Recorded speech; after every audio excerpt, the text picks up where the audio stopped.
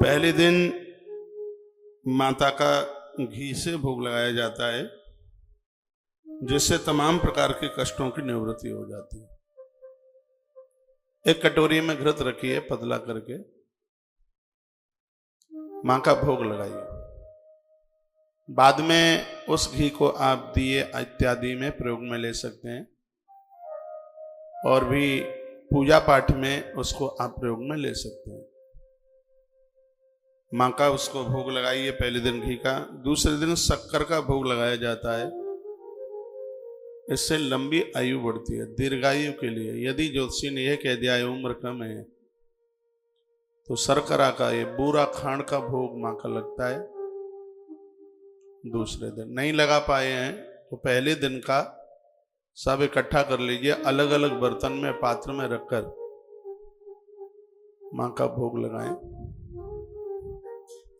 तीसरा दिन है प्रथमम शैलपुत्री च द्वितीयम ब्रह्मचारिणी तृतीयम चंद्र घंटे थी। इस दिन मां का भोग दूध का लगता है। तीसरे दिन चंद्र घंटा, मिलाने में कच्चा दूध, भोग लगाने में पका हुआ दूध।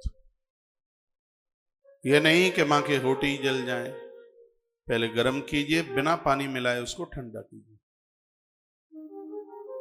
थोड़ी केसर डाल लीजिएगा, नहीं तो थोड़ी मिश्री डाल लीजिएगा। मां का भोग लगाएं। और चौथे दिन मां कुष्मांडा, जिसका मालपुए का भोग लगता है। मालपुआ 56 भोग में आता है।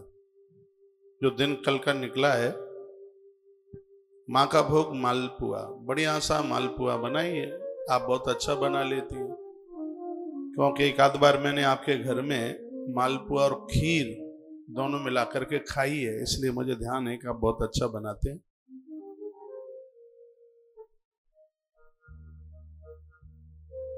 जब कभी अन्न खाना शुरू करूंगा तो आपके घर का मालपुआ और खीर दोनों मिलाकर खाने का मन तो है ही।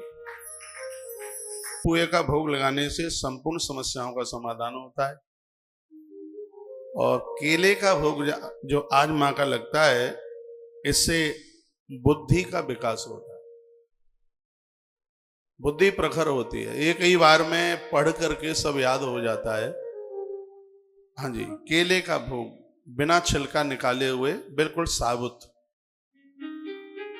थोड़ा जल का प्रोक्षण कर लें, छींटे लगा लें, मां के सन्मुख रखिए। मां का रूप कात्यायनी का है और मैया का भोग लगेगा शहद का। यह व्यक्तित्व का विकास करते हैं।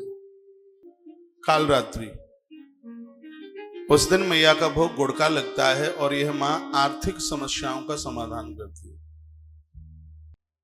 एक दिन मां का गुड़ का भी भोग लगाइए, वह है परसों। नवरात्रि के 8वें दिन है मां का रूप महागौरी। इस दिन हलवा और चने का भोग मां का लगता है, और सुख समृद्धि की प्राप्ति होती है। आज की कथा कुछ ऐसी ही है।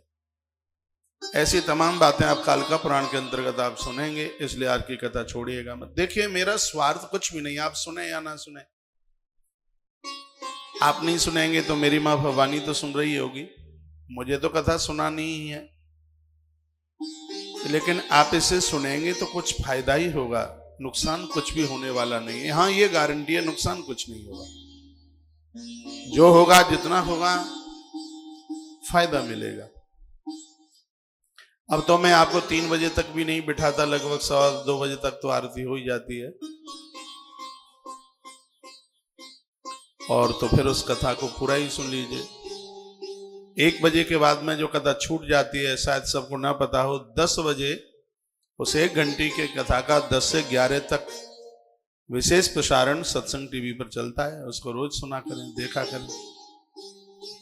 तो 8वां रूप है मां का महागौरी, जिसमें हलवा चना और नारियल की गिदी, इसका भोग लगता है। इसमें हरी गिदी का भी लगा सकते हैं, हरी का लगा दें, नारियल फोड़ के, जो अंदर की गिदी निकालकर उसका भोग लगाएं। भोग में हरी गिदी और हवन में सूखी वाली गिदी, ये दोनों प्रभावशाली है।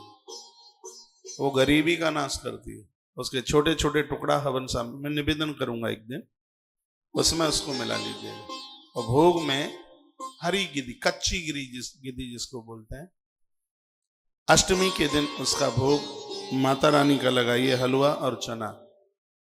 यह भोग आप खुद उपवास कर सकते हैं, लेकिन माँ का भोग लगाइए।